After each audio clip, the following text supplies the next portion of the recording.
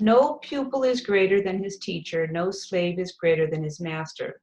So a pupil should be satisfied to become like his teacher and a slave like his master.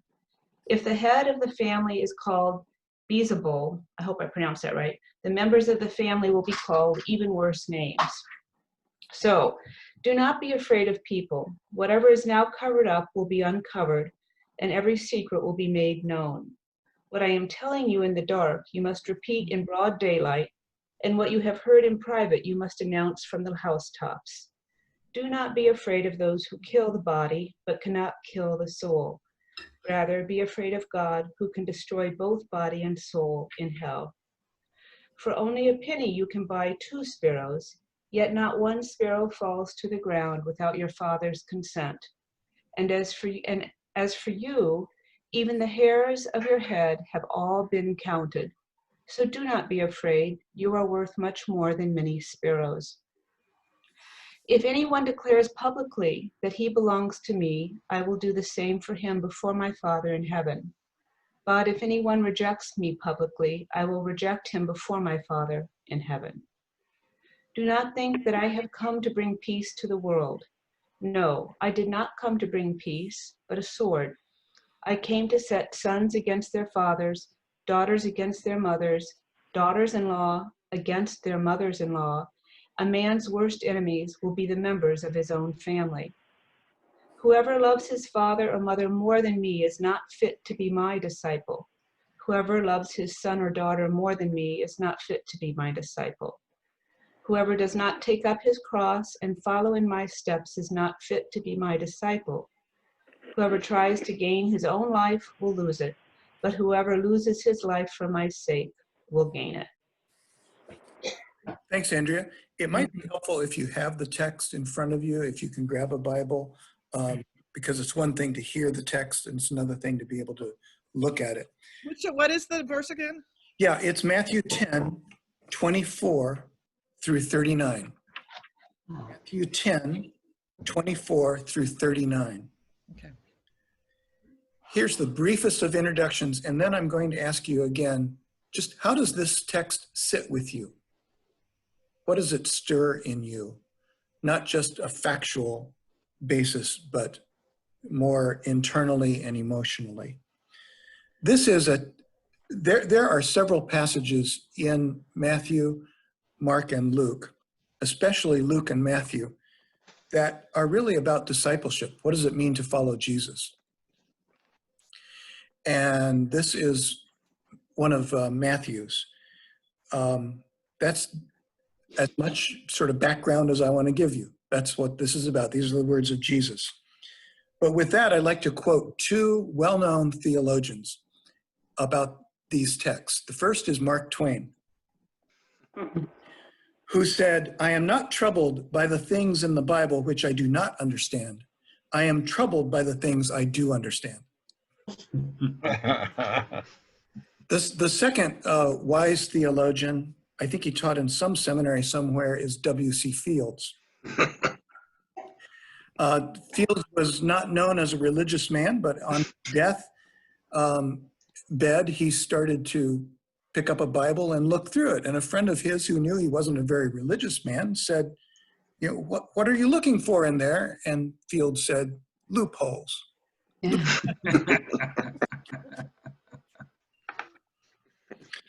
So how does a text like this sit with you? What does it stir in you? I'll start out. It's, I guess I agree with Mark Twain. This is, seem to understand it. It means if you're going to go out and be a disciple, it's not going to be easy. You're going to face pain and suffering. There'll be family disputes, all kinds of issues. It's just going to be hard. And, but that's what you're supposed to do. So don't think this is easy. Get out there, proclaim it from the rooftops, and go get them, and your reward will be in heaven. Good luck. Isn't it awesome, as by way of irony, that on Father's Day we hear, "Whoever loves father and mother more than me is not worthy of me"? How does this sit with you? Somebody else? Uncomfortable. What? Yes, but you can reinterpret it that. You can interpret that to mean, I would say that, God is in our father and mother, so I have a different interpretation. Fleur, you said it makes you uncomfortable. What? Say more about that. Ah. Well, I guess if I take it literally, I don't know if my faith is that strong, but if I take it, I don't know, a lot of things were more symbolic, then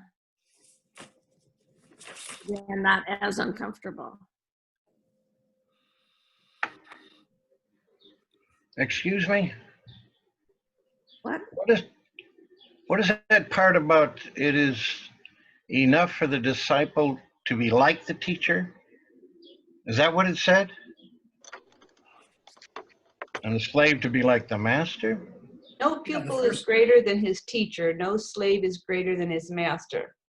So a pupil should be Okay. satisfied to become like his teacher and a slave like his master. Yes, Andrea, how does this sit with you?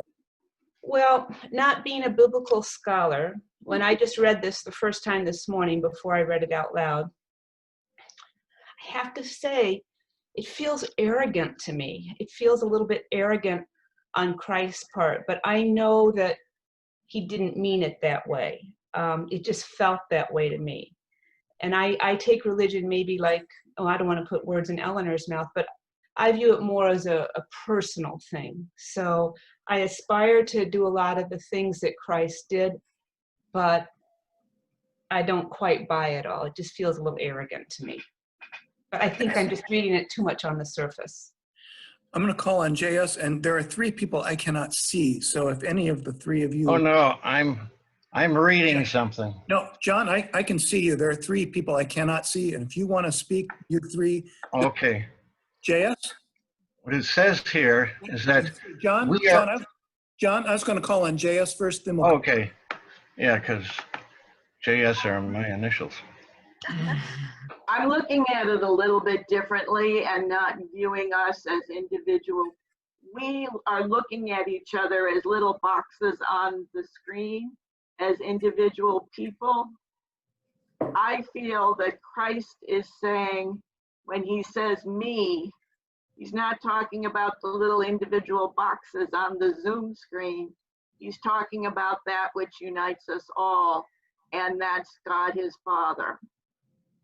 And for him, then what he's saying is, if you love your father, brother, sister, mother-in-law, whatever, more than me, he needs more than God. And that if you look deeply within each, what you essentially love about them is the God, the part of them that is God. That's my 2 cents. Jeff, this is Susan. I saw the, I kind of saw a call to activism a little bit. I don't know that if you're, you're individually praying and trying to do the right things and think about your Christian values, but it talks about, there will be strife and you've got to kind of push it a bit. And in these times, and, when we're trying to figure out how to interact with people in our community or how to maybe help be part of some change that needs to happen. I saw that, that Jesus isn't just sitting there, or, God isn't just sitting there with little sweet stories for the children, but there's a bit of, let's get in the fight. Let's make change using our morals and values to do that.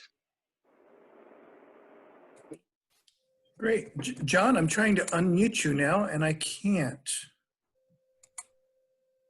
Have you muted yourself, maybe?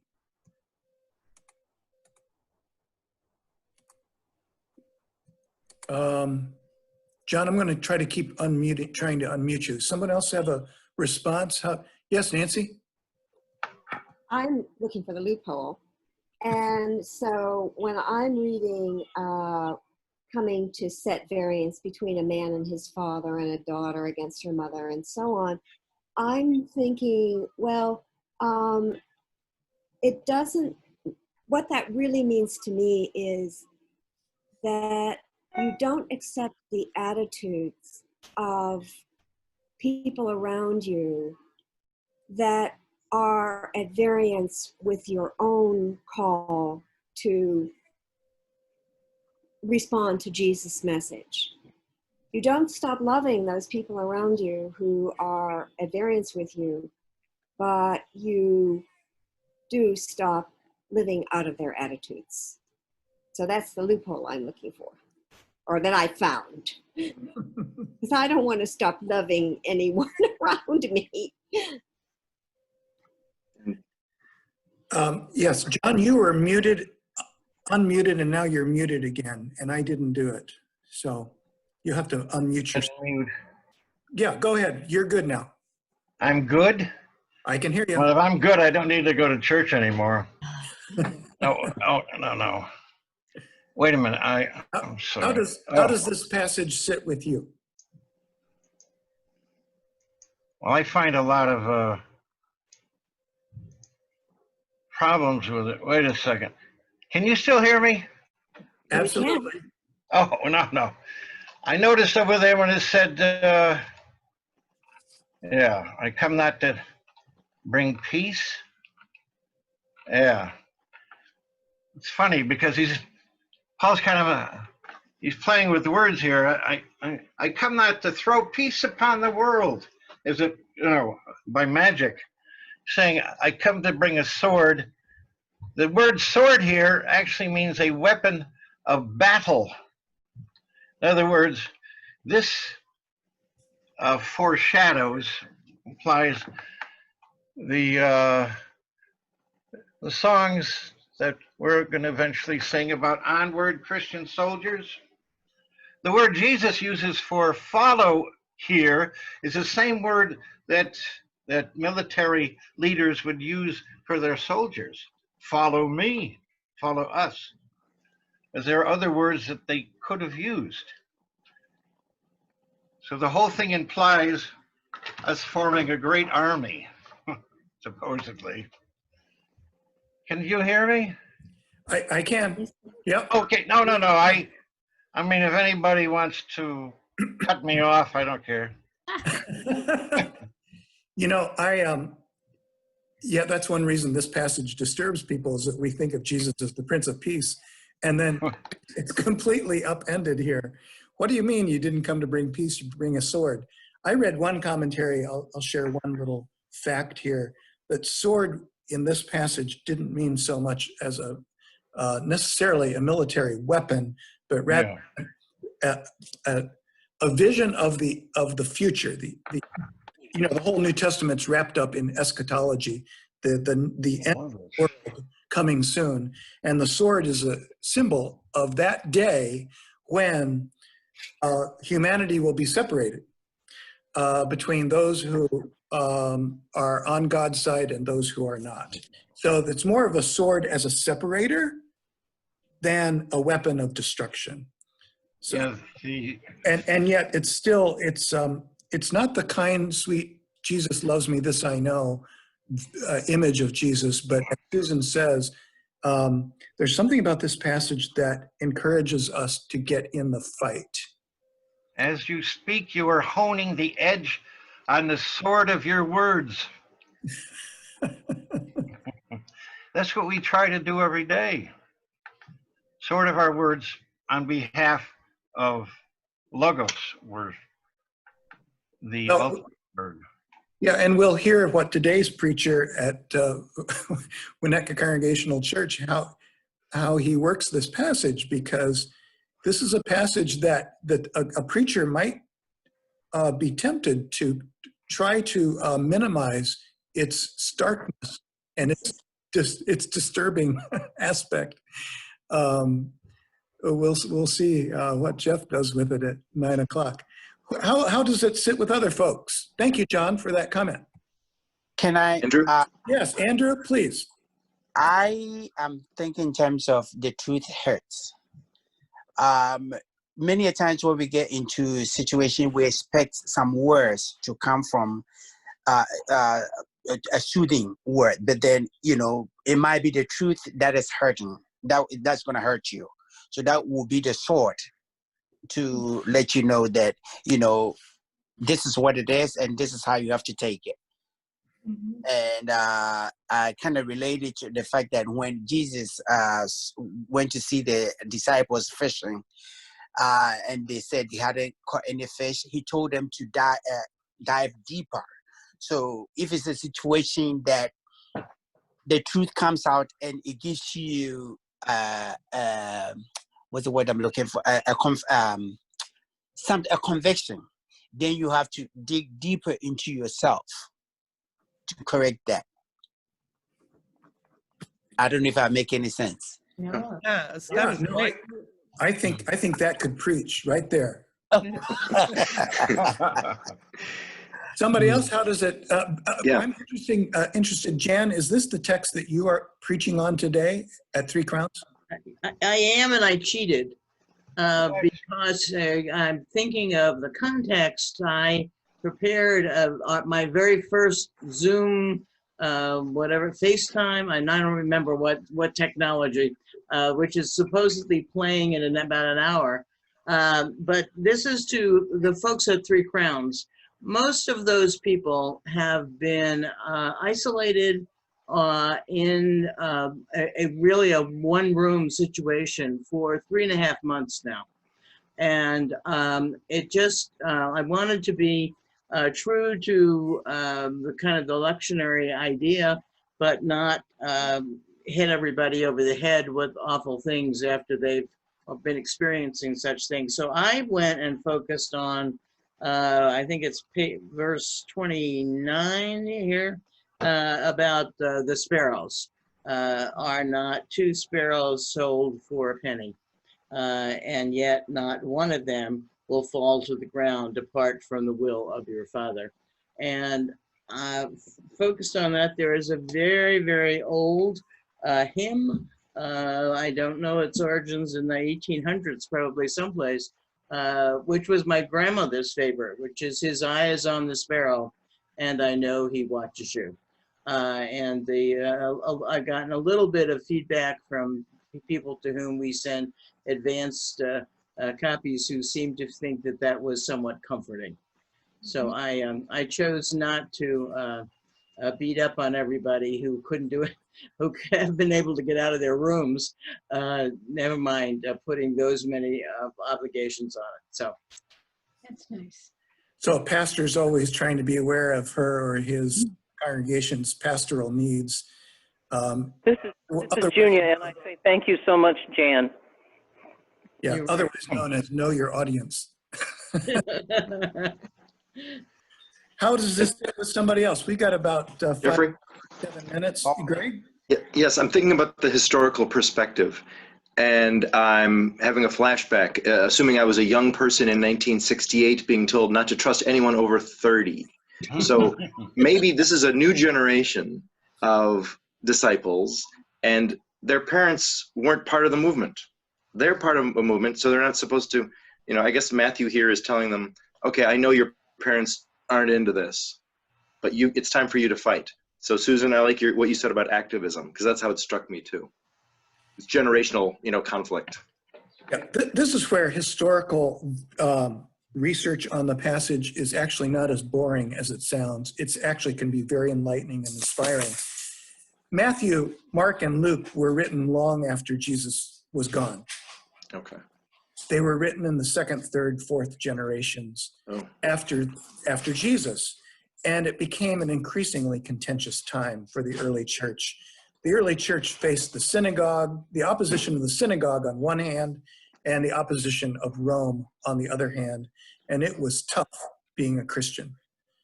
Because maybe your parents were Christians, or maybe you're the first generation, but Christianity is a relatively new religion, and everybody in the religion is new to it. And it's not popular. It is not popular to be Christian. And the persecutions had begun. And there's one quote here. Quote, then I'll turn it back to you. This is one scholarly citation.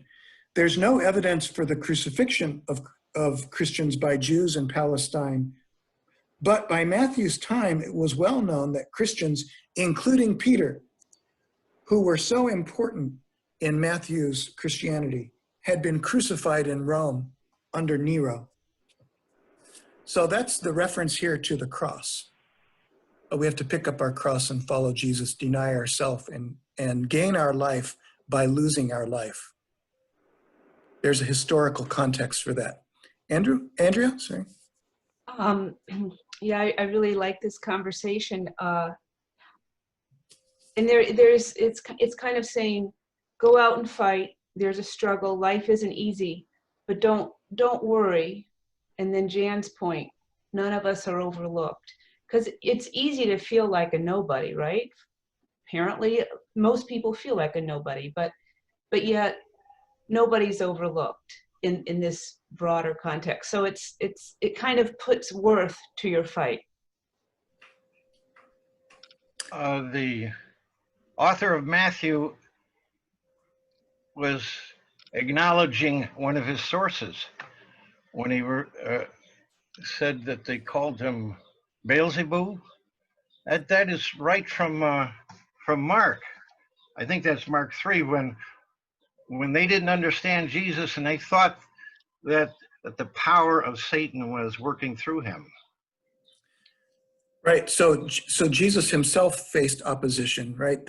Jesus was called a drunkard and a glutton, a libertine who didn't know a law that he liked and was always disobeying the laws, and who eventually faced physical opposition and crucifixion. So with that background, Matthew says, if it's good enough for Jesus, it's going to be good enough for us.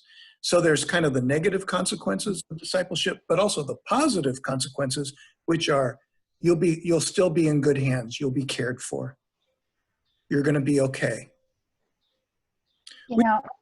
Yes, Eleanor, please. Yeah, I appreciated your setting this historically, because I think the most dramatic lines in this passage to me, of course, I'm looking at the King James version, which is dramatically different from what Andrea just read.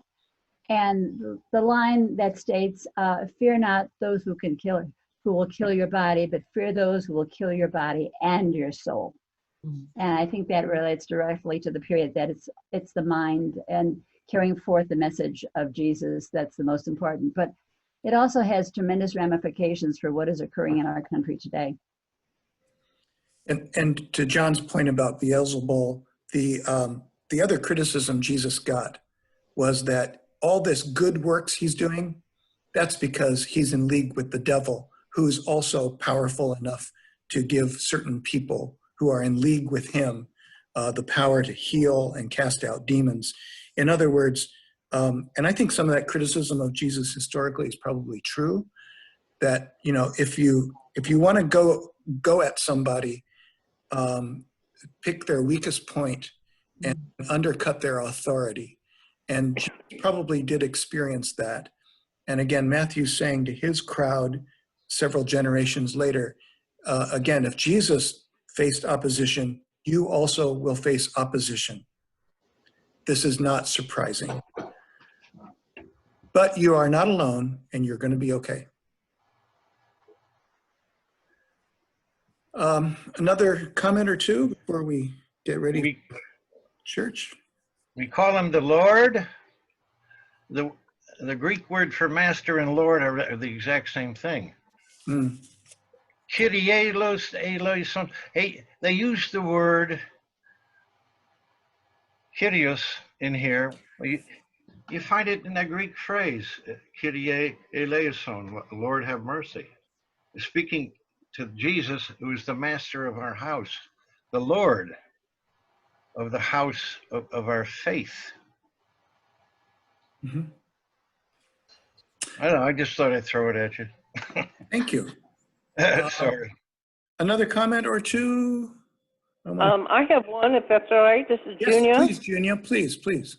My computer doesn't work, so I'm now on the phone rather than Zoom. I love this first part. A disciple is not above his teacher, nor a servant above his master. It is enough for the disciple to be like his teacher and the servant like his master. That certainly speaks to what's going on today, I think. Mhm. And I think that's very appropriate as almost a mantra for the day. How so, Junior? Say more about that. Well, we white supremacists and so forth, maybe quietly have subjugated those who used to be the slaves, the African Americans, and that is